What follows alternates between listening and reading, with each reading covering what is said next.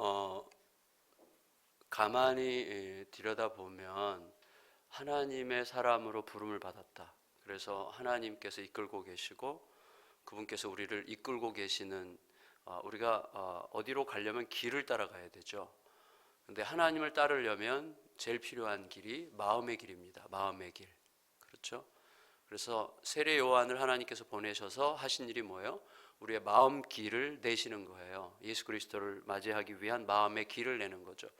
그래서 높아진 마음을 낮추고, 그 다음에 움푹 패인 마음을 북돋아서 평평하게 하고, 구부러진 마음과 울퉁불퉁한 마음을 평평하게 다지는 거죠. 그래서 높은 산은 낮아지고 골짜기마다 메워지고, 그리고 구불구불한 길은 똑바르게 한다. 주의 길을 예비하라 그랬잖아요.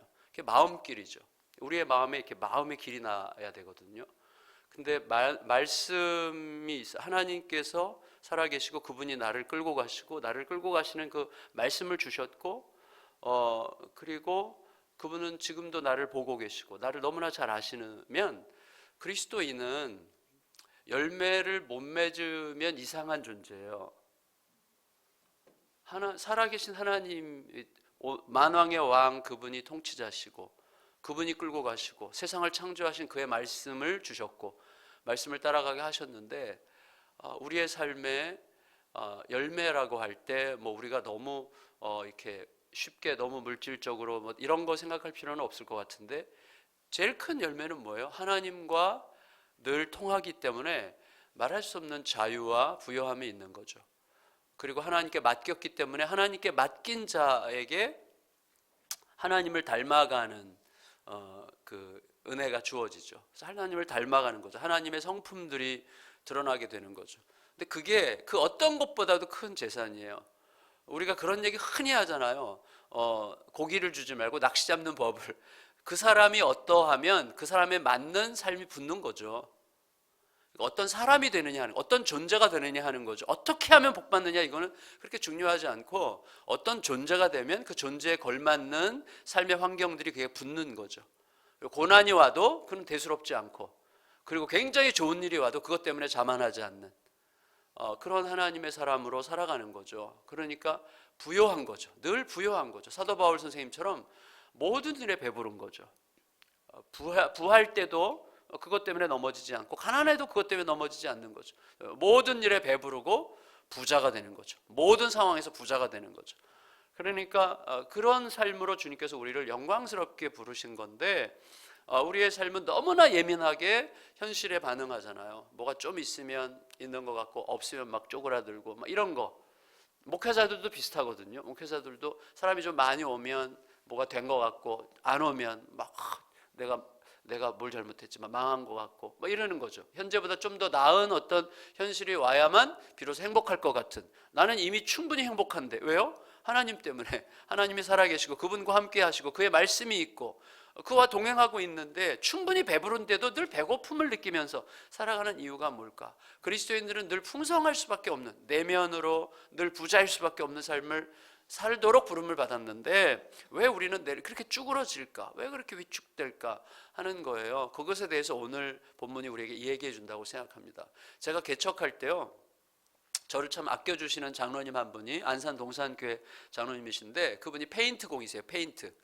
그래서 부자가 아니세요. 저 시골에다 컨테이너 같은 집을 짓고 가족들이 아주 그 가난한데 너무 행복하고 하나님을 너무나 사랑하는 복된 가정이에요. 제가 그 가정을 너무 존경하고 사랑하는데, 제가 이제 개척한다는 얘기를 듣고 저희 교회로 옮기진 못하고 응원을 많이 해주셨어요. 근데 뭐 이분이 뭐 물질적으로 많이 응원해 줄 수 있는 분은 아니니까 기도해 주시고 계란을 갖다 주셨어요. 계란. 이 페인트공인데 매달 이렇게 계란을 갖다 주시는데, 재밌는 게 계란이 한 판이 30알 정도 되잖아요. 근데 30알이 다 안 차서 자기가 집에서 키우는 닭으로 닭이 낳은 계란을 모아가지고 한 20알쯤 차면 그거 갖다 주시고 또 갖다 주시고 그래요. 근데 이분이 저만 갖다 준 게 아니라 또 한 목사님 있어요. 저랑 아주 가까운 친구. 둘을 이렇게 갖다 주셨는데 맛있었어요. 근데 맛있는데 계란이 특징이 뭐냐면 약간 울퉁불퉁하고 거시기한 게 묻어 있기도 하고 뭐 그래요. 그냥 자연스러운 계란이야. 그래서 그냥 맛있게 먹었는데 1년쯤 지난 다음에 장로님께서 저에게 이 계란의 유래를 설명해 주시고, 제가 그때 속으로 하나님께서 나에게 어떤 메시지를 주신 계란이었구나 라는 것을 알게 됐어요. 그게 뭐냐면, 제가 개척할 때 굉장히 마음이 이제 낮아져 있었거든요. 굉장히 낮아져 있었고, 사실은 하다 못해 나는 이렇게 내가 무슨 대단한 거 할 수 없어. 그러니까 10가정이어도 나는 충분히 행복해야 돼 라고 하는 생각을 가지고 이제 목회를 한 거예요. 근데 어떤 계란이었는가 하면 그 양계장에 가서 알을 더 이상 못 낳는 닭 있죠. 그 폐개라고 그러죠. 폐닭을 사요. 그래서 이분은 500원 주고 사셨다고 그러더라고요. 그러면 한 40마리, 2만 원 주면 한 40마리를 사가지고 이제 그 조그만 마당이 있는데 마당에다 이렇게 모아놓고 이렇게 그물을 치고 그 앞에 앉아가지고 이제 잘 설득을 하는 거예요. 니네가 좀 알을 놔줘야 되겠다. 잘 설득하고 그 다음에 이제 곧바로 굶겨요, 얘네들을. 그래서 한 열흘 이상 굶기는 거예요. 그러면 열흘 이상 얘네들을 굶는 동안에 막 이제 배고프죠. 근데 그 사이에 이 몸에 쌓여있던 항생제가 쫙 빠져나간대요. 항생제가. 그리고 나서 이제 풀어주고 이제 음식 찌꺼기 주고 막 이렇게 하면 막 땅 파서 벌레 잡아먹고 음식 찌꺼기 막 미친 듯이 먹고 막 이렇게 하면서 한 달쯤 지나면 체질 개선이 생기는 거예요. 항생제는 빠지고 자연스러운 음식이 들어오면서 얘네들이 체질이 개선되면서 알을 낳기 시작한다는 거예요. 그래서 짧으면 8개월, 길면 1년까지 알을 낳는대요. 그 알을 주신 거예요. 그래서 제가 우리가 알을 낳을 수 있는 닭인데 알을 못 낳는 이유는 이미 끝났기 때문이 아니라 내 안에 빠져나가야 될 게 못 빠져나갔구나 라는 것을 그때 제가 알게 된 거예요. 그래서 내 안에서 빠져나가야 되는 게 있는 거예요. 아까 말씀드린 것과 비슷한 면으로 말씀드리면 마음의 길이 나야 돼요. 그러니까 말씀이 그 길을 쭉 갈 수 있는, 그러니까 말씀을 따라가는 마음의 길이 나야 되는데 우리의 마음 길은 항상 이렇게 꾸불꾸불하거나 왜곡되거나 움푹 패여서 막 가다가도 누가 한마디 하면 그게 뭐예요? 푹 패인 마음이죠. 골짜기 같이 푹 패여가지고 못 헤어나와. 누가 한마디 누가 내 욕하고 다닌대 그러면 막 거기서 헤어나와. 분노에 사로잡혀가지고 난 못 살아, 막 그 인간 어떻게 될 때까지 나 못 살아, 이런 마음으로 산단 말이죠. 그러니까 마음에 말씀이 앞서가는 길이 안 나 있어요. 마음의 골짜기가 확 패여 있죠. 그래서 상처를 막 30년 지나도 그 상처에 매여가지고 여전히 사는 거죠. 그러니까 예수의 십자가가 내 상처 하나 고치지 못하는 무기력한 십자가가 되는 거예요. 그러니까 우리가 십자가의 은혜를 아직 잘 모르는 거죠. 그리고 우리가 어떻게 높아집니까? 우리의 마음이. 근데 어떤 사람은 마음이 너무 높아가지고 웬만한 말씀은 그냥 들어오지도 않아. 그래서 그 마음은 깎여야 되는 거죠. 날카롭게. 그래서 세례 요한이 왜 그렇게 세게 얘기했느냐? 간단해요. 이 독사의 자식들아, 누가 너에게 임박한 진노를 피하라고 했느냐? 왜 이렇게 세게 말해요? 그들의 마음을 깎는 거예요. 그 높아진 마음을 깎아서 평평하게 하려고 하는 거죠. 우리의 마음속에 마음의 길이 나야 되는데, 마음속에 있는 그 항생제가 빠져야 되는데 어떻게 해야 되는, 무엇이 가장 중요한지를 오늘 말씀이 우리에게 가르쳐주고 있어요. 자, 엘리야 이야기인데, 우리 엘리야 이야기와 가장 중요한 게 뭐예요? 갈멜산 이야기죠. 갈멜산. 그래서 오늘 목사님께서도 그것 때문에 불러 이 찬양을 이제 불러주신 건데 너무 감사해요. 근데 이게 왜 그렇게 중요하냐면, 갈멜산에서 핵심이 뭐냐는 거예요. 핵심이 승리했다? 바알 선지자들 죽였다? 불이 내렸다? 이건가? 물론 그거죠. 그건데 그게 어떤 과정과 배경 속에서 어떤 맥락 속에서 이루어졌는지를 우리가 알아야 그 길로 갈 수 있거든요. 이 본문의 배경은 엘리야 시대의 왕이 누구죠? 아합이죠. 아합의 마누라가 누구죠? 이세벨이죠. 이세벨은 선교사예요. 선교사. 바알 교회의 선교사죠. 그래서 두로의 왕이면서 제사장을 겸하는 엣바알이라는 왕의 딸이죠. 근데 두로는 그 당시에 이 지중해 무역을 장악하고 있던 엄청 부자예요. 그러니까 이 아합이 이 이세벨과 결혼함으로써 아합 때 이스라엘이 굉장히 경제적으로 부강합니다. 그리고 아합 때 이스라엘이 정치적으로, 경제적으로, 군사적으로 굉장히 강한 나라예요. 사실은 아합 때 굉장히 강해져요, 이스라엘이. 영적으로는 가장 바다 끝까지 내려간 때죠. 근데 그런 어떤 정략적 결혼을 통해서 경제적인 부흥을 이뤘는데 조건이 뭐냐면 이 이세벨이 바알교를 이스라엘에도 퍼뜨리는 거예요. 근데 아합이 이걸 받은 거죠. 아합과 짝짝꿍이 돼가지고 이스라엘 전체 안에서 여호와의 선지자들을 전부 다 죽이거나 쫓아내고 바알 선지자들로 꽉 채운 거예요. 그리고 여호와의 산당들 이런 거 다 없애고 문 허물어뜨리고 그곳에다가 다 바알 산당들을 세운 거예요. 그래서 온 땅이 바알 종교화 됐는데 마지막 고비가 남아 있는 거예요. 이 이세벨 입장에서 볼 때, 아합 입장에서 볼 때 엘리야 하나 남은 거예요. 그들의 입장에서 볼 때 엘리야를 못 잡았어요. 엘리야가 가장 여호와 중심 신앙의 핵심 중에 핵심인데 엘리야를 못 잡았어요. 그래서 어느 정도로 아합이 엘리야를 죽이고 싶어 했는가 하면 다른 나라들까지 스파이를 보내가지고 이렇게 생긴 인간 몸을 좀 얘기해달라고 부탁할 만큼 엘리야를 너무너무 죽이고 싶어 했어요. 그런데 그런 엘리야가 어느 날 아합에게 나타난 거예요. 스스로. 그러면 죽이면 되잖아. 근데 엘리야가 시키는 대로 해요. 아합이. 갈멜산에서 영적 대결을 벌이자 내가 혼자 나갈 테니까 당신이 왕실에서 월급 주면서 키우는 가짜 선지자, 바알 선지자, 아세라 선지자 850명 나오라고 그래라. 850대 1로 영적 대결을 벌리고 각각의 이름을 부르고 그리고 하늘로부터 응답하는 그분이 우리가 섬겨야 될 하나님임을 입증하되 우리끼리 있으면 안 되니까 모든 백성들을 초대해서 백성들이 다 보게 하자. 이거였어요. 그러니까 아합이 그러자 이렇게 된 거예요. 그렇게 죽이고 싶었던 엘리야가 나타났는데 안 죽이고 엘리야가 하자는 대로 하는 거예요. 아합이. 왜 그랬을까요? 그 당시 배경 때문이죠.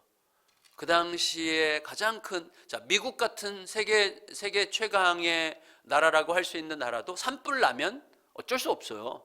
LA 같은데 캘리포니아에 산불 나면 이거 뭐 감당을 못 해요. 최근에 호주 같은데 산불 났는데 우리나라 면적만큼이 탔다며요. 이거 감당할 수 없는 거거든요. 근데 이 당시에 제일 큰 문제는 뭐냐면 아무리 나라가 부강해도 여러분 우리나라가 전 세계 1, 2위를 다투는 강대국이라고 해도요 6개월만 비 안 오면 큰일 납니다. 6개월만 비 안 오면 이 나라 큰일 나요. 근데 1년 동안 비 안 온다. 난리가 나죠. 근데 3년 6개월 동안 비가 안 왔다. 이거는 죽음을 느끼게 하는 재앙이죠. 어마어마한. 그러니까 아무리 나라가 강하고 어쩌고 해도요 하나님이 하나 닫으시면 그냥 어떻게 할 수 없는 거죠. 그런데 이 엘리야 시대의 이 시대의 특징은 비가 안 온 거예요. 비가. 그러니까 어느 정도냐면 나중에 이제 집에 가셔서 쭉 성경을 보시면 아합 왕이 물을 찾으러 다녔어요. 왕이 물을 찾으러 다닐 만큼 그렇게 갈급한. 그러니까 백성들은 오죽했겠어요? 그런 상황이었어요. 그러면 고대 사회에서 비가 오지 않으면 백성들이 처음엔 불편하다가 나중에 분노하다가 나중에는 분노가 어디로 가죠? 왕에게 가죠. 왕이 뭔가 문제가 있는 거다. 왕이. 이런 거예요. 교회 똑같죠. 교회 자꾸 제가 저희 딸이 다니는 교회에서도 최근에 어려운 일이 몇 번 막 계속 겹쳤어요.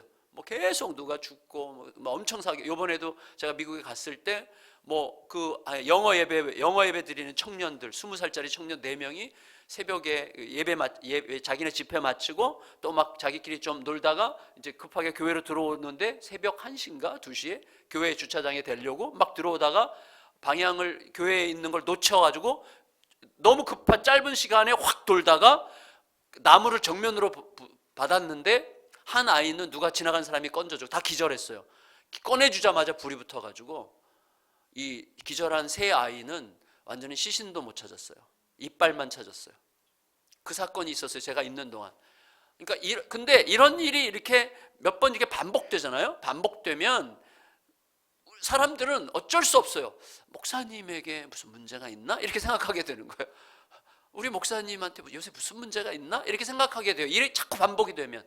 여러분 3년 6개월 동안 비가 오지 않으면요 특히 물이 없는 그 건조한 팔레스타인에서 3년 6개월 동안 비가 오지 않았다는 것은요 지금 모든 백성들의 그 원망이 왕에게 의심하는 거죠. 이 나라가 지금 뭐가 문제지? 고대 사회는 훨씬 더 그러죠. 그러니까 그 똑똑하고 눈치 빠른 이 아주 눈치 빠르고 약삭 빠르잖아요. 야합이 그걸 왜 모르겠어요? 그러니까 모든 압박을 느끼던 차에 이걸 어떻게 피하나, 이 위기를 어떻게 피하나, 그러니까 오죽 답답하면 물을 찾으러 직접 다니겠어요, 왕이? 그런 상황인데 엘리야가 뭔가를 제안한 거예요. 그러니까 모든 백성들의 시선을 다른 데로 돌릴 수 있는 것을 제안한 거죠. 여러분, 옛날부터 전 세계, 우리나라뿐만 아니라 전 세계적으로 독재자들, 나라를 자기 마음대로 하고 막 백성들에게 원망을 안 드리려고 하는 독재자들이 하는 일들 중에 하나가 스포츠를 발전시키고 뭐 이렇게 무슨 다른 사건들을 만들어 가지고 백성들의 관심을 막 그쪽으로 쏟고 막, 그래서 일부러 독재자들은 막 대형 사고를 막 내잖아요. 모든 백성들이 막 거기에 집중할 수밖에 없는 대형 사고를 막 저질러. 그래서 그리로 관심이 쏙 가서 그것으로 자기가 면피하는 이런 일들이 모든 나라에 있어요. 이게 참 놀랍게도. 그런데 아합 왕의 입장에서는 엘리야가 이제 모든 백성들의 관심, 야, 갈멜산에서 언제 850대 1의 어마어마한 영적 대결이 벌어진다. 이건 막 진짜 볼만한 거 아니야? 막 거기서 각각 막 바알의 이름 부르고 여호와의 이름을 부르고 하는데 막 무슨 일이 뭐 날 것 같아? 뭐 지금 그리고 그때 야, 이거 흥미진진해. 뭐 이렇게 하면서 소문을 막 내서 백성들이 모이면 이제 당분간 책임을 면할 뿐만 아니라 그거를 빌미로 해서 책임이 어디에 있는지를 딴 데로 돌릴 수 있는 빌미가 될 수 있는 거죠. 그래서 아합이 똑똑해가지고 엘리야의 제안을 냉큼 받았어요. 그러자. 그래가지고 드디어 성사된 게 갈멜산 850대 1의 전쟁이 된 거예요. 근데 이 전쟁에서 굉장히 중요한 요소가 있어요. 굉장히 중요한 요소. 그게 뭐냐면, 자, 지금 시대적 배경이 뭐라고요? 가뭄이죠. 가뭄.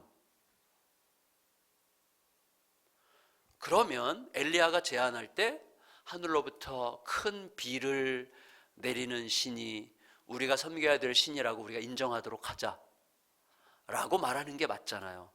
지금 필요한 게 물인데, 필요한 게 물이잖아요. 큰 비를 내리는 신이 우리가 섬길 수 있는 신이라고 우리가 믿기로 하자라고 말해야 되는데, 엘리야는 그렇게 제안하지 않았어요. 하늘로부터 불을 내리는 신이라고 얘기했어요. 왜 물이 아니라 불일까 하는 거예요. 왜 물을 구하지 않고 불을 구했느냐 하는 거예요. 그래서 그게 오늘의 관건이라고 생각이 돼요. 생각해 보시면 우리는 그렇게 예를 들어서 제가 우리나라도 이제 가뭄이 조금씩 좀 길어지고 있는데, 가뭄이 올 때 저도 이제 제가 서울에서 목회할 때는요, 이제 뉴스 보면서 이렇게 물 마시면서 가뭄 뉴스 보죠. 물 마시면서 이렇게 가뭄 뉴스 보고,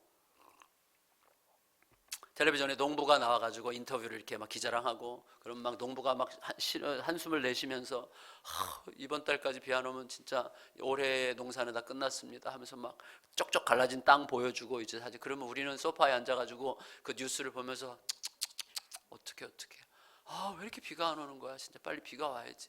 너무 건조해서 못 살겠어. 이렇게 얘기하죠. 저 농부는 물이 없으면 그냥 생계에 치명적인 건데, 우리는 건조해서 못 살겠어 이 정도로 이제 걱정하죠. 그리고 혀를 차고 비가 와야 돼, 빨리 비가 와야 돼 이렇게 하면서 또 이제 씻으러 들어가, 샤워실에 들어가서 비 안 오니까 이거 아껴 써야 돼. 물 조금 틀고 쫄쫄쫄쫄 해서 막 이렇게 닦습니까? 쫙 틀어놓고 쫙 닦죠. 그러니까 우리는 진실로 가뭄을 걱정하는 자들이 아니에요, 사실은. 여러분, 근데 제가 개척을 딱 했는데 경기도 화성 시골에다 개척을 했단 말이에요. 그 시골인데 거기는 저희 교회 초창기 초창기 이제 교회 막 처음에 막 오기 시작한 분들이 이제 동네에서 젖소 키우는 분들, 농사 짓는 분들, 뭐 이런 분들이 이제 막 오셨어요. 지금은 이제 저희 동네 기아자동차, 뭐 현대, 뭐 삼성 이런 데가 화성에 다 있어요. 그래서 그쪽에서 이제 사람들이 많이 오는 편인데, 사실은 초기에 그분들이 전 너무너무 정겨웠어요. 우리 교회 농사 짓는 분이 계시다는 게 그렇게 막 저는 막 기쁘더라고요. 이거 때가 되면 뭐 갖다 주시고, 막 쌀도 갖다 주시고, 계란 갖다 주시고, 그다음에 막 이거 패닭이긴 하지만 너무 좋은 거여서 막 패닭도 가서 삶아 먹으라고 주고, 이게 너무 재밌는 건데, 그때 가뭄이 왔어요. 한 개척 2년 차에 정말 길게 가뭄이 왔는데 전화가 오는 거예요. 저녁 때 목사님 기도하시는 거 맞죠? 이렇게. 목사님 계속 기도하시는, 이번 주까지 비 안 오면 우리 양계장의 닭들 다 죽습니다. 목사님 기도 좀 해주세요. 그럼 목사님, 집사님 죄송해요, 제가 기도발이 없어가지고 그래도 기도 좀 해주세요 막 그러고, 저쪽에서 또 뭐 시험 목장에서 또 전화 와요. 목사님 지금 소들이 젖을 못 내요, 너무 더워가지고. 그리고 병 걸릴 것 같은데 목사님 기도 좀 해주세요. 막 저녁 때 막 전화가 계속 와요. 그러면 마음이 막 쫄리죠, 실제로.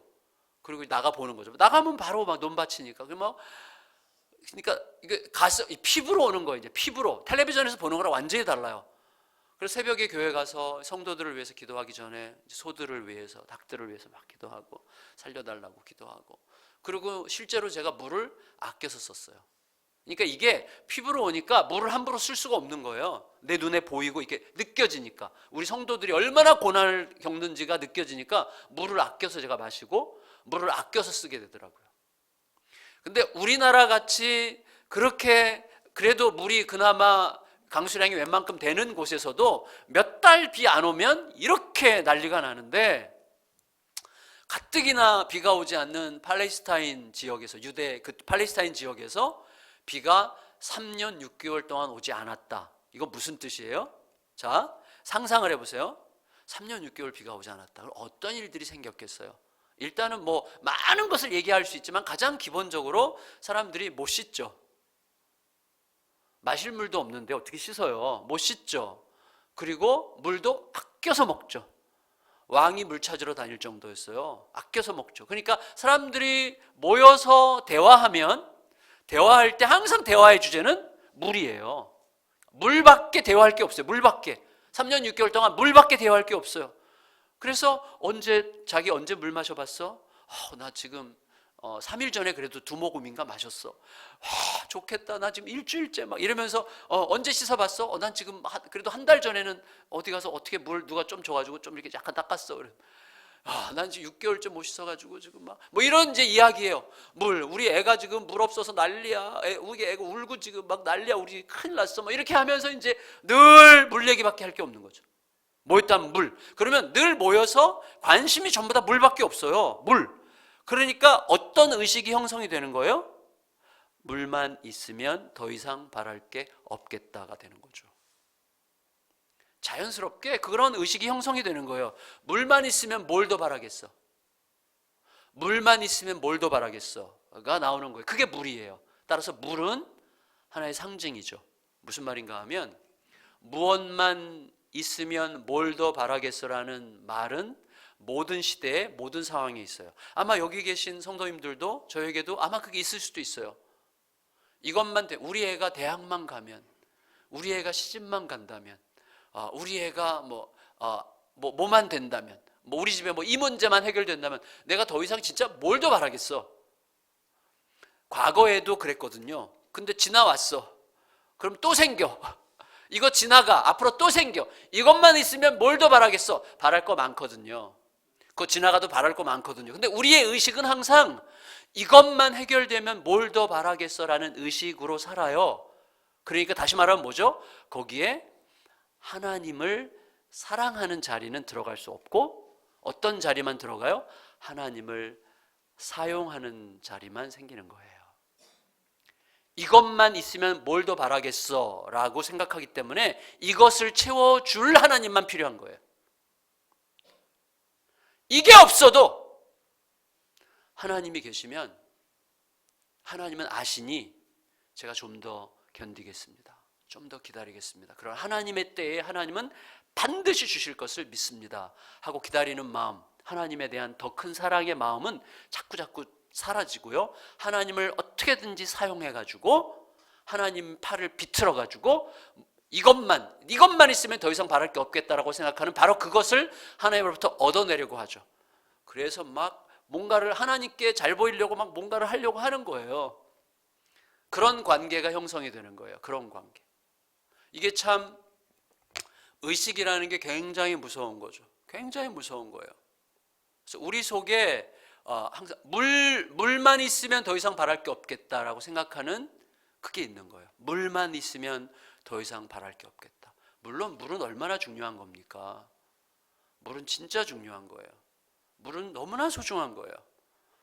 그러나 물이 우리의 하나님은 아니죠. 근데 물이 우리 하나님의 자리를 대신하게 되는 거예요. 옛날에 김홍전 박사님이라고 계세요. 김진홍 목사님이랑 다른 분인데 이분은 그냥 신학 박사예요. 그리고 목사 안수도 안 받으신 분인데 이분의 그 설교가 또 이분의 그 책들이 엄청나게 영향을 줬어요. 제가 20대 초반에. 그래서 그때 막 이분 책을 그냥 다 구해서 다 읽고 막 너무 은혜를 많이 받았는데 이분이 예수님 시대에 대해서 얘기하면서 그런 얘기를 했는데 참 인상이 남았어요. 뭐 이런 얘기를 하셨어요. 예수님께서 노아의 시대와 롯의 시대에 대해서 사람들이 망했는데 그 망한 것을 예수님께서 묘사하실 때 어떻게 묘사하셨어요? 사람들이 시집가고 장가가고 사고 팔고 집 짓다가 망했다 그랬어요. 자, 여러분, 시집가고 장가가고 사고 팔고 집 짓는 게 망할 이유가 됩니까? 그건 망할 이유가 아니에요. 시집가고 장가가고 집 짓고 사고 팔고 그 일상이에요. 필요한 거예요. 누구나 다 하는 거예요. 근데 그게 왜 망할 이유가 됩니까? 그게 전부였기 때문에. 사고 팔고 시집가고 장가가고 집 짓고 이게 그들의 삶의 전부야. 그들의 삶의 목적이야. 그게 사는 이유의 전부예요. 가장 큰 죄죠. 우리가 살아가는 이유는 우리를 여기 있게 하신 그분을 사랑하는 거죠. 그게 우리에게 영광이고 기쁨이고 우리를 엄청나게 행복하게 하고 우리를 진짜 자유케 하는 건데 하나님이 주신 그 엄청난 특권을 거절하고 엉뚱한 것 가지고 뭐 진수성찬을 차려줬더니 저희 가서 쫀득이 먹고 자빠져 있어. 이런 거랑 비슷한 거죠. 그런 삶이 그게 죄예요. 죄. 그의 거룩한 선물을 외면하고 내가 내 멋대로 내 길을 가는 거예요. 그게 죄예요. 물 필요한 거예요. 물 귀중한 거예요. 물 너무나 물 없으면 안 돼요. 근데 물이 전부가 되면 이게 우상이 되는 거죠. 이것만 있으면 더 이상 바랄 게 없겠다. 우리 속에 항상 그런 우상들이 들락거리죠. 이것만 되면 뭘 더 바라겠어. 제가 그래서 그걸 더 이상 하지 않는 거예요. 하나님께서 알게 하셔가지고 교회가 조금만 더 이렇게 되면 뭘 더 바라겠어. 교회가 조금만 더 이렇게 되면 뭘 더 바라겠어. 아예 생각을 안 해요. 교회가 오늘 망해도 감사합니다. 내일 제가 이 교회에서 쫓겨나도 감사합니다. 왜? 쫓겨나도 거기 하나님 계시잖아요. 하나님이 계시고 하나님께서 하실 일을 주시겠죠. 나에게 할 일을 주시겠죠. 그러면 행복한 거 아니에요? 하나님은 다 아시잖아요. 우리가 다 아신다고 하면서 아마 이건 모를걸 이렇게 생각하고 산다니까요. 그러니까 그렇게 두려워하고 의심하는 거예요. 하나님 다 아시잖아요. 나의 필요를 아시잖아요. 내 모든 것을 아신다고 우리가 눈물로 고백하잖아요. 근데 사실은 모르실 거야 아마. 이렇게 생각하고 산다니까요. 그래서 물이 필요한 것에서 절대적인 것으로 변하는 거예요. 필요한 그것이 절대적인 것이 되는 것, 그게 뭐예요? 우상이에요. 우리 아이 사랑하는 게 얼마나 소중한 일입니까? 저는 정말 길에서 아이한테 막 야단치고 어린애를 막 귀싸다기 때리는 부모를 보면 막 어쩔 줄 모르겠어요. 여러분도 그러잖아요. 와 이거 가서 어떻게 해주고 싶은 막 이런 마음이 드는 거죠. 아이는 귀한 거예요. 아이를 사랑하고 아껴야죠. 그렇죠. 아이를 예뻐해야죠. 근데 아이를 예뻐하는 게 전부야. 교회에서요 예배 드리다가요 저희 교회에서도 그런 일이 있었는데 잠옷실에서 막 예배를 드리다가 옆에 애가 자기 애를 이렇게 때렸어. 그러면 빨리 가서 너무 죄송해요. 너무 죄송해요. 제가 교육을 잘못 시켰어요. 너무너무 죄송합니다. 이러면 되잖아요. 애들끼리는 다 그렇게 때리고 크는 거예요. 요딴 식으로 싸가지 없게 말해가지고 맞은 애 부모가 교회를 나갔어. 사실 그런 일들이 있는 거죠. 다시 말하면 이 엄마는 애가 너무 커. 지금 예배를 드리는 중에 하나님보다 큰 거예요. 자기 애가. 자기 애는 뭘 해도 된다고 생각하는 거예요. 이 정신 나간 것이. 그러니까 애는 귀한 거예요. 자녀는 귀하고 사랑해야 돼요. 그러나 귀하고 사랑스러운 그 대상이 절대적 대상이 되면 그게 우상이라니까요. 그것을 가장 표현하는 게 뭐예요? 물만 있으면 뭘 더 바라겠어. 그것만 되면 뭘 더 바라겠어. 라고 생각하기 시작하면 거기에 절대적 의미가 부여돼요. 그게 안 되면 하나님도 나에게는 별 의미가 아닌 거예요. 그게 되면 하나님도 의미 있는 존재가 되는 거예요. 따라서 하나님이 내 하나님이 아니라 얘가 내 하나님이에요. 하나님은 얘를 위해서 기여하시는 분일 뿐이에요. 봉사자예요. 하나님은 봉사자, 자원봉사자, 아니면 내 욕망을 위해서 사용당하셔야 되는 분이죠. 그래서 어떻게 해요? 하나님께서 나에게 더 잘 사용당하시도록 내가 막 투자하죠. 투자. 열심히 봉사하고 막 열심히 헌금하고 막 열심히 뭘 해요. 막 이렇게 해요. 그래서 내가 필요가 있는데 안 채워지면 하나님 내가 어떻게 했는데 나한테 이러세요. 다시 말하면 내가 그동안 투자했던 거 빨리 뱉어내세요.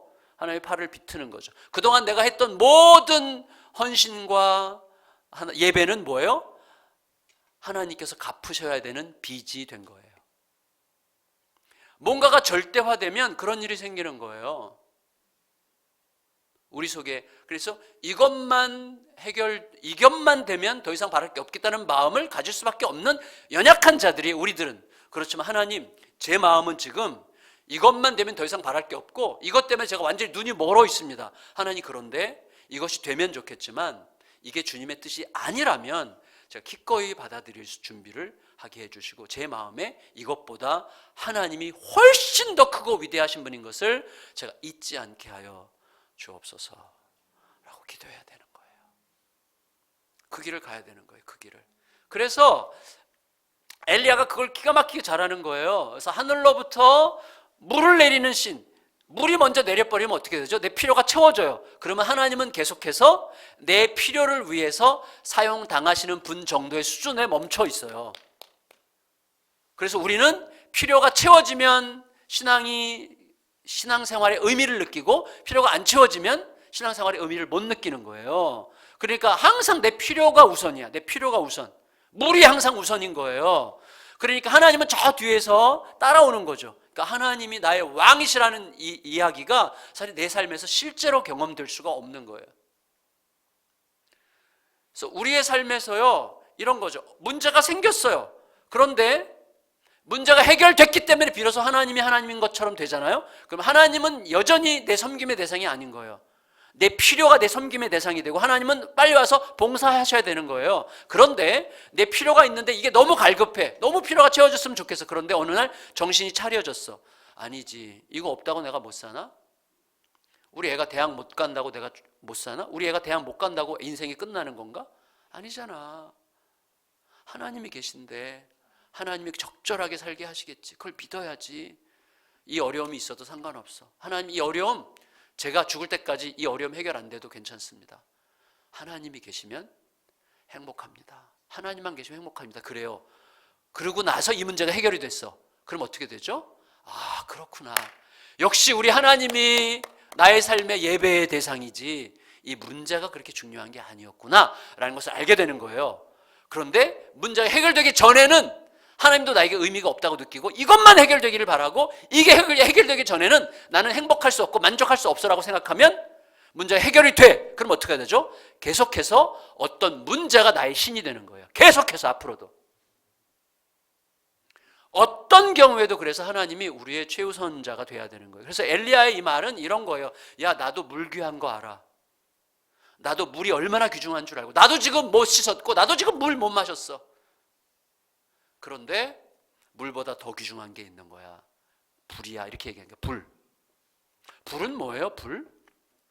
불은 이거죠. 여기서 우리가 하나님 앞에 제사를, 예배를 드릴 때 예배를 하나님께서 받아들이셨다고 하는 것에 대한 객관적 증거가 불이죠. 하늘에서 불이 어떻게 내려와요? 우리의 예배를 받으셨다는 증거죠. 다시 말하면 드디어 하나님이 우리와 통하시고 우리의 마음이 하나님과 통했고 통하면 이제부터 시작되는 거죠. 천지의 주제이시고 만왕의 왕과 마음이 통했으면 그때부터 모든 게 시작되는 거예요. 근데 지금 우리들의 진짜 문제는 너 물 필요한 거 나도 아는데 진짜 문제는 물이 없는 게 아니라 너희가 하나님과의 관계에서 완전히 막힌 거야. 하나님과의 관계가 지금 완전히 막힌 게 문제야. 이게 뚫리면 비가 안 와도 우리는 이렇게 불안하지 않고 이렇게 두려워하지 않고 여전히 하나님 앞에서 자유한 자로 살 수 있을 거야.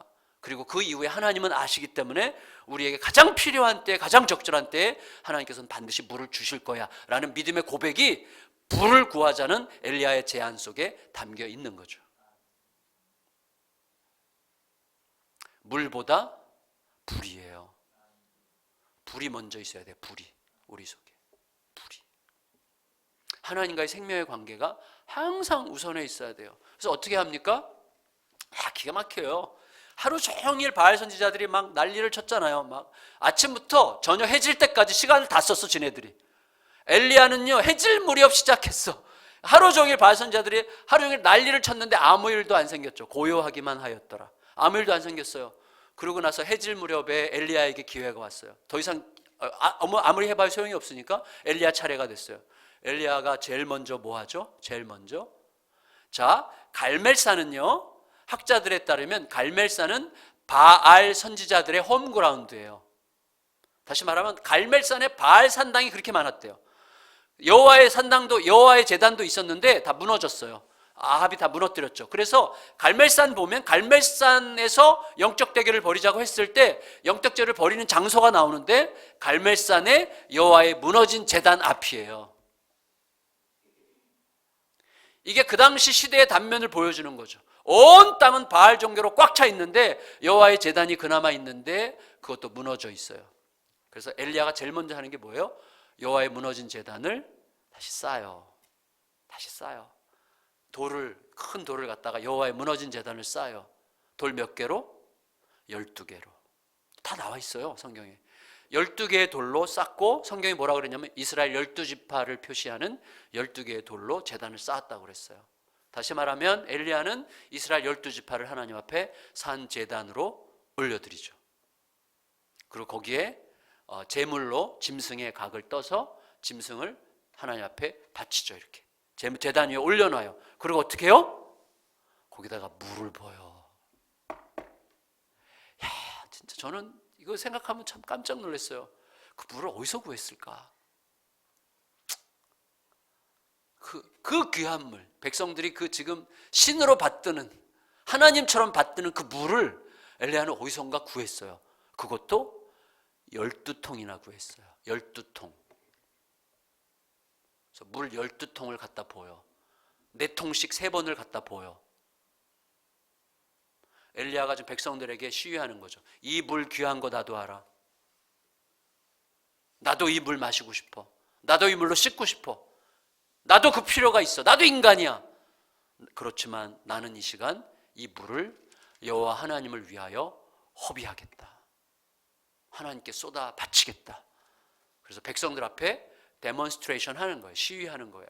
모든 백성들 앞에서 물을 갖다 쏟아 부어요. 거기 또랑을 팠잖아요. 제단 옆에 또랑을 팠어요. 그러니까 물이 흘러 넘쳐서 또랑을 가득 채웠어요. 그러니까 백성들이 저 물, 그 또랑의 고인 물 좀 가져가서 우리 강아지 먹이면 좋겠는데, 우리 소들 먹이면 좋겠는데 막 생각하는 백성들이 있었을지도 몰라요. 근데 여호와의 이름을 부르자 하늘로부터 불이 내려왔는데 어느 정도로? 또랑의 물을 다 핥아서 싹 말려버릴 만큼 불이 내렸어요. 물이 싹 없어졌어요.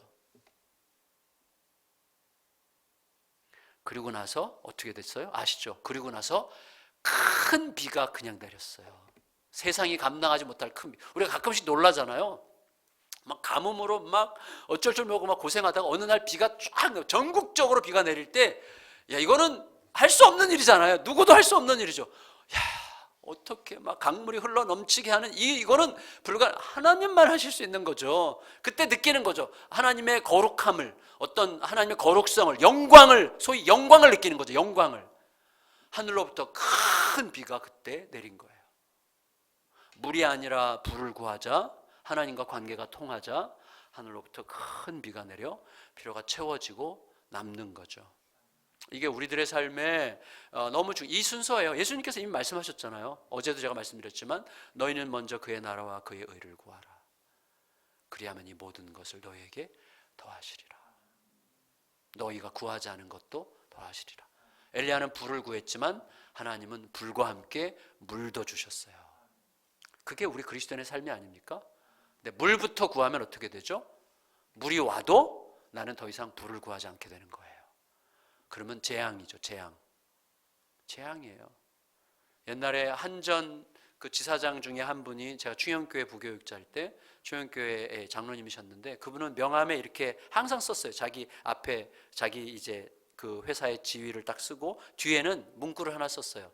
당신이 저를 만나고 헤어진 이후에 저를 잊어도 아무 상관이 없습니다. 저와 만난 이후에 예수를 잊는다면 당신은 모든 것을 잃을 것입니다. 이렇게 이제 아주 경고성 문구를 자기 명함 뒤에 파가지고 이렇게 그걸 주고 다니셨어요, 항상. 참 멋진 이야기죠. 여러분, 물보다 불을 먼저 구하면 물도 와요. 그래서 사는 거예요. 사실 물이 없어도 살아요, 그때는. 불 때문에 사는 거예요. 하나님과의 생명의 관계 때문에 사는 거예요.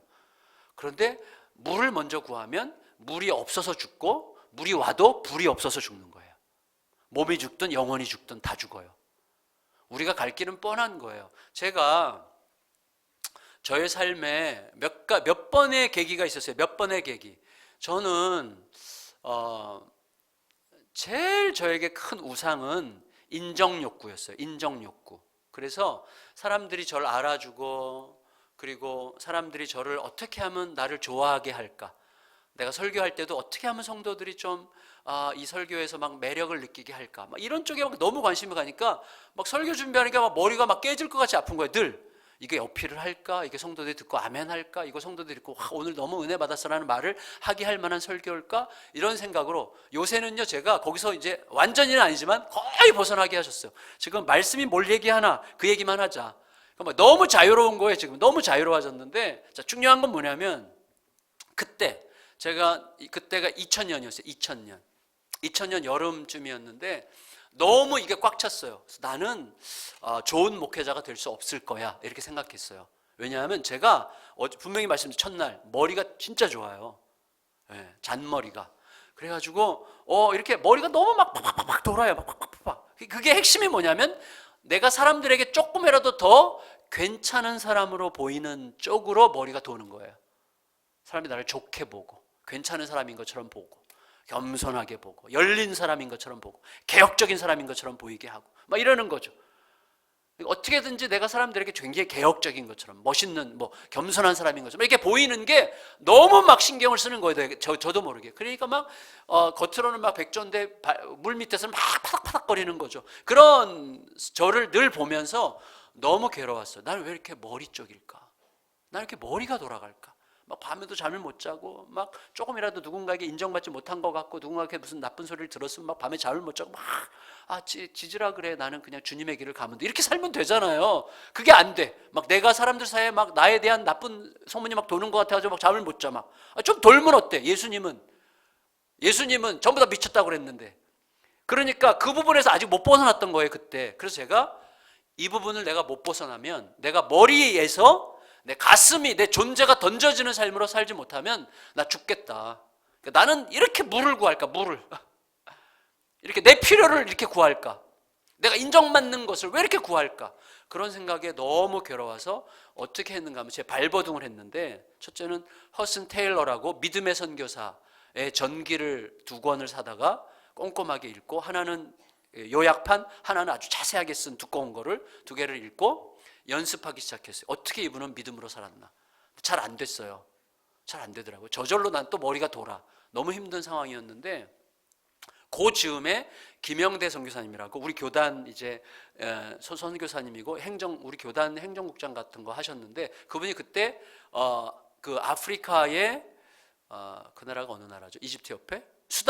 수단의 선교사로 파송을 받으시는 분인데, 그분이 파송을 받으면서 저에게 책 3권을 선물해 주셨어요. 그러면서 목사님을 위해서 기도를 많이 하고 있습니다. 그리고 목사님께 관심이 많습니다. 목사님, 이 3권을 목사님이 혹시 읽으시면 참 좋겠다고 생각이 들었습니다. 그러니까 목사님 꼭 읽으시고 도움이 되면 좋겠습니다라고 주고 바로 이제 파송받아서 가셨어요. 근데 그 책은 제가 싫어하는 책이에요. 그러니까 제가 굉장히 좋아하지 않는 부류의 책이에요. 그러니까 저는 하나님의 음성을 듣고 이렇게 기도 성령으로 막 뒤집혀가지고 이런 삶을 저는 무척 싫어해요. 무척 싫어했어요 그때. 지금은 이제 존중하는데, 지금 제가 그 길을 안 가도 그럴 수 있다고 존중하는데, 그때는 굉장히 싫어했는데, 그분이 준 책이 뭐냐면 소위 예수전도단이라고 있어요. 예수전도단, 하나님 음성 듣기 막 하면서 막 성령으로 기도하고 하나님의 음성을 듣고 막 이제 치유 기도도 하고 막 이러는 이제 곳이고, 뭐 그게 전부는 아니고 굉장히 풍부한 프로그램이 있는 곳인데, 예수전도단이라는 그 단체, 전 세계적인 단체인데, 그 단체의 창시자가 로렌 커닝햄이라는 분인데, 거기 가면 교과서예요. 이 책이 하나님 정말 당신이십니까? 벼랑 끝에 서는 용기, 내 신을 벗으라, 이 세 권이 거기에 교과서인데, 이 세 권이었어요. 세 권을 그래서 이분이 주셨으니까. 근데 저가 하도 머리가 도는 상황이고, 이걸 가지고 내가 막 싸우고 이걸 어떻게 버리고 싶은데, 이분은 정반대야. 이분은 말씀을 듣고 그냥 가는 분이에요. 그냥 움직여, 몸으로 그냥 순종해. 그리고 거기서 뭐가 역사가 나타나. 근데 저는 그걸 웃기게 생각하고 우습게 생각하고 뻥이라고 생각하던 사람이에요. 그런데 이제 그 책을 주고 가셨으니까 뭔가 뜻이 있겠거니 해서 뭔가 저에게 도전하고 싶어서 그 책을 읽었는데 3일 동안 다 읽었어요. 너무너무 재밌어요. 진짜 책이. 와, 진짜 너무 재밌고, 3일째 될 때 책을 마지막 페이지를 딱 덮으면서 저의 결론. 엄청 재밌다. 두 번째. 진짜 뻥이 심하다. 왜 이렇게 구라가 많은가? 뭐 이런 거 있어요. 그 중에 제일 뻥이 심한 거라고 생각된 게 이거예요. 이분이 이제 젊은이들을 모아가지고 하와이에서, 거기 본부가 하와이에 있거든요. 그래서 하와이 호놀루루 말고 옆에 코나라는 섬에 있는데, 거기서 이제 청년들이랑 하와이에서 막 같이 전도 여행을 하고 막 하는데, 이제 먹을 것도 떨어지고 돈도 다 떨어지고 밥 먹을 때가 됐는데 아무것도 없어. 그러니까 이분이 청년들에게 이렇게 얘기해요. 방파제를 걸으면서, 얘들아, 우리가 돈도 없고 먹을 것도 없지만 찬양은 부를 수 있지 않냐. 바로 이거예요. 이게 물보다 불. 찬양 부를 수 있지 않냐. 배고프지만 목마르지만 찬양을 부르자. 그래갖고 막 방파제를 걸으면서 막 찬양을 부르다는 거예요. 근데 그러는 동안 갑자기 바다에서 물고기들이 막 방파제 위로 뛰어 올라와가지고 그 물고기를 잡아서 드셨다는 거예요. 그래서 야, 이런 구라가 다 있나. 그리고 막 나는 이렇게 너무 웃겨가지고 되게 진짜 웃기다 싶었는데, 제가 확인해야 되겠다고 생각한 거예요. 그래서 확인하기 위해서 마침 저희 막내 처제가 그때 결혼해서 호놀루루에 살고 있었어요. 휴가를 2주 내가지고 거기 가서, 교회에서 제가 휴가를 좀 쉽게 낼 수 있는 자리에 있었어요. 그래서 휴가를 내서 바로 호놀루루 가서 짐 풀고 바로 비행기 다시 타고 코나섬으로 갔어요. 그 로렌 커닝햄이 있는 곳으로 갔어요. 훈련센터로 갔는데, 이분은 다른 나라에 강연 떠나서 안 계시고, 뭐 연락 이런 것도 없이 무조건 갔으니까 제가 약간 충동적인 게 있는데 가서 못 만나고, 그분의 친구들한테 이거 조금 듣고 좀 알아보고, 그리고 다시 처제네 집에 별 성과 없이 왔어요.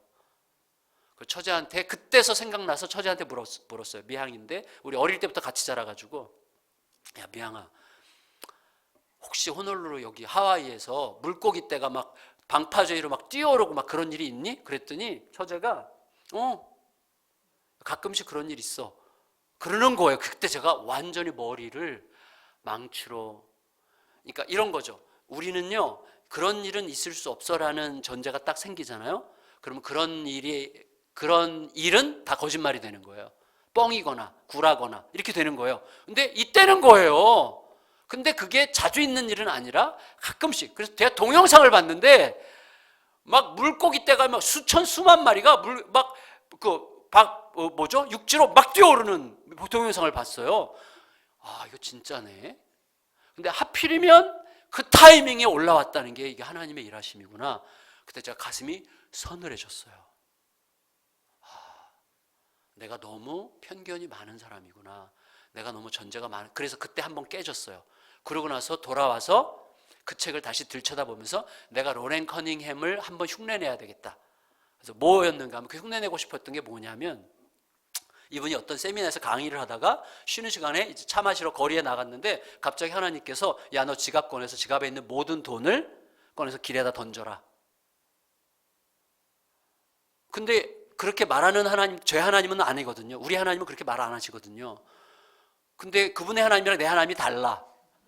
진짜 달라요. 어제 제가 말씀드린 거 다 달라요. 하나님이. 나는 지금까지 내가 아는 하나님 중에 그런 하나님은 없어. 근데 그 하나님이 지갑 꺼내서 돈을 던지래. 근데 이분은 그걸 또 하나님의 음성인 줄 알고 순종을 해. 저 뒤에서 이렇게 보는 거예요. 근데 어떤 사람이 길 가다가 그 돈을 발견하고 앉아서 울더래요. 왜 우냐 그랬더니 제가 너무나 오랫동안 방황했는데 이제 집으로 돌아가고 싶어서 마음으로 집으로 돌아가서 새로운 삶을 출발하고 싶다고 막 간절히 기도하는 마음으로 가고 있는데 돈이 보여서 쉬어보니까 정확하게 집에 가는 차비라는 거예요. 그 돈은 조금 전에 이분의 지갑에 있었던 거예요. 이거 해봐야지. 이걸 해보기로 결정했어요. 이걸 한번 해보자. 그리고 나도 똑같이 한번 해보자. 그래서 하나님께 기도해서 하나님 저도 그렇게 해주십시오. 대신에 저 속에선 다른 얘기를 했어요. 대신에 지갑에 돈이 많지 않을 때 말씀해달라고. 근데 그 해에 놀라운 일이 생겼는데요. 그때 제가 충현교회라는 곳에 있었고 10월 달에 안산 동산교회라는 교회로 옮겼어요. 근데 충현교회에 있을 때 청년부 수련회 강사를 교회가 금지했어요. 그 청년부 수련회 강사를 교회가 그분은 안 돼. 그래서 청년부 수련회 강사가 주 강사가 갑자기 취소되는 바람에 청년부 교육자가 너무 당황해서 저한테 이제 수련회를 맡겼어요. 수련회 이제 저녁 집회 3일을 저한테 부탁을 했는데 알았어. 그리고 제가 이제 그때는 이미 그 교회를 떠날 작정이었기 때문에 하고 싶은 모든 말을 다 했어요. 청년들도 그걸 좋아하잖아. 그래가지고 그게 막 소문이 나가지고 이 강남에서 막 그게 소문이 난 거예요.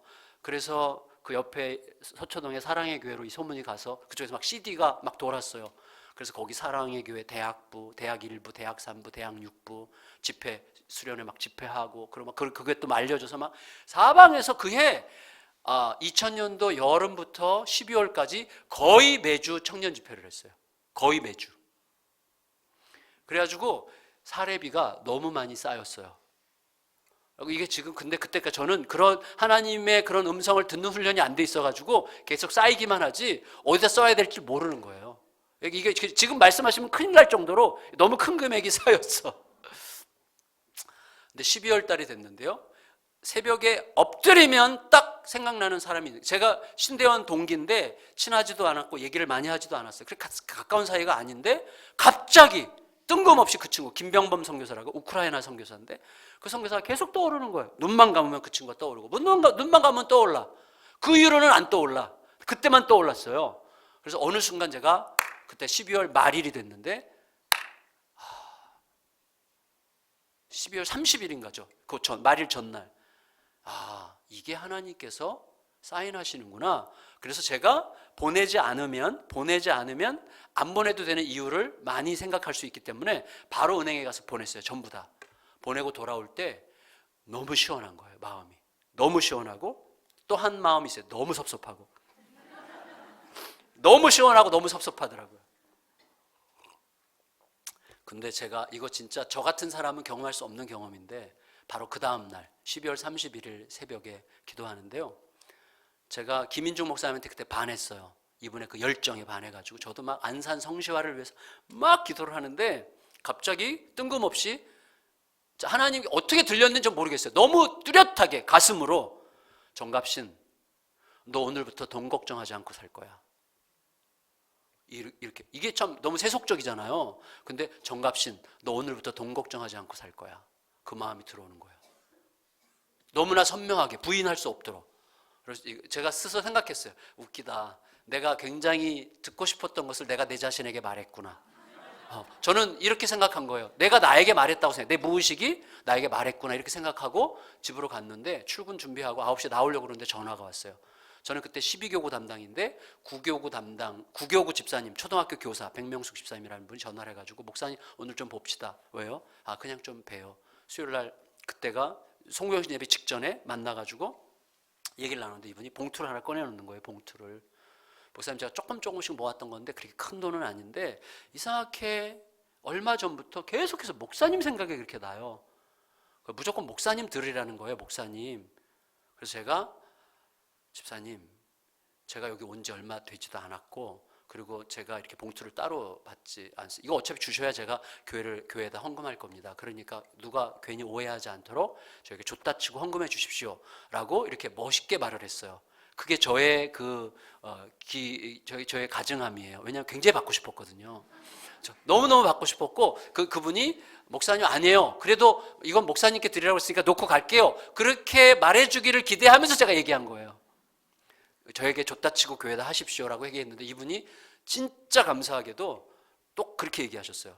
목사님 하나님은 저에게 목사님께 드리라고 하셨으니 이제부터는 목사님 몫입니다. 그리고 딱 놓고 가시는 거예요. 와, 진짜 고맙더라고요. 그래서 너무 궁금해. 얼마가 들었을까? 너무 궁금해. 그래서 이분이 문 열고 이제 나가는 거 보고 바로 이렇게 봤더니 수표가 2장이 들었어요. 수표가 2장. 하나는 500만 원짜리고 하나는 1000만 원짜리였어요. 1500만 원이 들어있어요. 그래서 제가 이래봬도 안산동산교회 부목사로 들어가서 몇 달 만에 성도에게 1500만 원 받아본 사람입니다. 너 돈 걱정하지 않고 살 거야 라고 한 그날이에요. 그날. 그래서 제가 너무 놀래가지고 김인중 목사님을 찾아갔어요. 이제 성구행시 예배 들어가기 직전인데 찾아가서 좌초지정을 쫙 얘기했더니 우시는 거예요. 우셔. 그래서 저는 속으로 생각했죠. 와, 우리 교회 이렇게 훌륭한 부목사가 왔구나. 참 고맙다. 이렇게 생각하는 줄 알고 저 우는 줄 알았더니 그게 아니었고, 이분이 12월 초부터 저 지방의 시골교회 늘 이제 도움 요청하는 교회들이 엄청 많은데 5명은 그렇게 가슴에 밟혔대요. 5명. 200만 원씩. 근데 그때 교회가 성장을 해도 너무 하는 일이 많으니까 늘 재정이 부족했어요. 그러니까 200만 원씩 이분들 주면 너무 좋겠다. 1000만 원만 주시면 200만 원씩 나눠주면 너무 좋겠다는 생각을 하면서 막 기도를 했는데 12월 31일까지 응답이 없다가 12월 31일 성구영신 예배 들어가기 직전에 1500만 원을 주신 거예요. 하나님이. 그것 때문에 너무 감격해서 야, 하나님은 역시 하면서 막 너무 감격하면서 이분이 저에게 500만 원을 돌려주셨어요. 정 목사님 이거 갖고 있어봐. 꼭 쓸 때가 있을 거야. 그날로 김인주 목사님이랑 제가 친구가 됐어요. 나눠 쓸 줄 아는 분, 진짜 귀한 분이죠. 그래가지고 제가 그때부터 믿음이 생기기 시작한 거예요. 내가 살아왔던 방식과 다른. 첫째 주가 딱 됐는데 선교사님이 5분이 들어왔어요. 선교사님 5분이 방문을 한 거예요.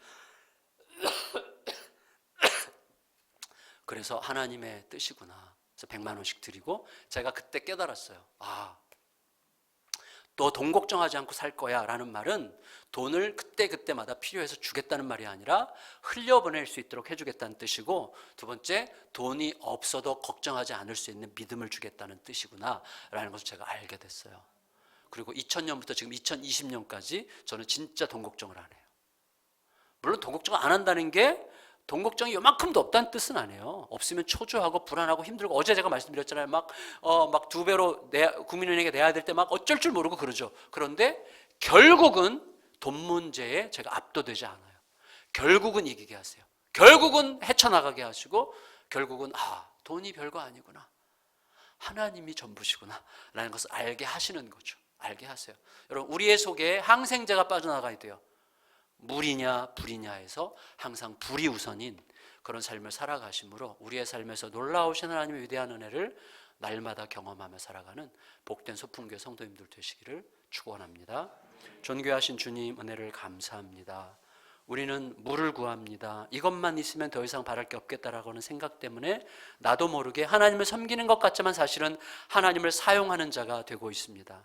불쌍히 여겨주시고 하나님을 섬기게 하시고, 그래서 뭐가 좀 부족하고 없고 내 뜻대로 되지 않는 것 같아도 하나님은 반드시 아시고 그의 뜻에 그의 때를 따라 그의 방법으로 이루실 것을 믿는 믿음으로 주님을 더 사랑하고 주님으로 인해서 만족할 수 있는 은혜의 길로 계속해서 인도해 주셔서 하나님 불이 내리고 그 후에 비가 내리는 은혜를 우리 모두에게 허락하여 주시옵소서. 존귀하신 예수님의 이름으로 간절히 기도드리옵나이다. 아멘. 우리 구주 예수 그리스도의 은혜와 아버지의 사랑과 성령의 교통하심이 귀한 목사님, 소풍교회 리더십, 귀한 성도님들, 가정, 일터 모든 앞날 위에 영원토록 함께 하시기를 간절히 축원하옵나이다. 아멘.